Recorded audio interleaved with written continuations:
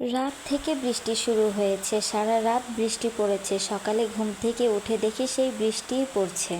এই বৃষ্টিতে কি রান্না করব। ভাবতে ভাবতে সিদ্ধান্ত নিলাম আজকে সবজি খিচুড়ি রান্না করব। আসসালামু আলাইকুম প্রিয় বন্ধুরা, কেমন আছেন আপনারা সবাই? আশা করছি আল্লাহর রহমতে সবাই আলহামদুলিল্লাহ খুব ভালো আছেন। আলহামদুলিল্লাহ আমিও ভালো আছি। সারা রাত থেকে বৃষ্টি পড়ছে, কি রান্না করব ভেবে পাচ্ছিলাম না। ভাবতে ভাবতে সিদ্ধান্ত নিলাম যে আজকে সবজি খিচুড়ি রান্না করি। চাল, ডাল, আলু, পটল, টমেটো এবং পুঁইশাকের পাতা দিয়ে আজকে সবজি খিচুড়ি রান্না করব।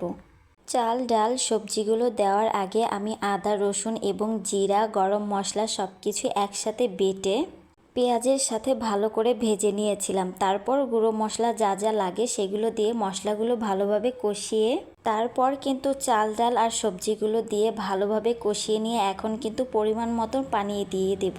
পাতিল ভর্তি করেই পানি দিলাম। পাতলা খিচুড়ি রান্না করব সবজি দিয়ে। আমি পাতলা খিচুড়িটাই খুব পছন্দ করি। ভুনা খিচুড়ি খাওয়া আর ভাত খাওয়া আমার কাছে একই মনে হয়, তাই আমি পাতলা খিচুড়িটাই রান্না করলাম।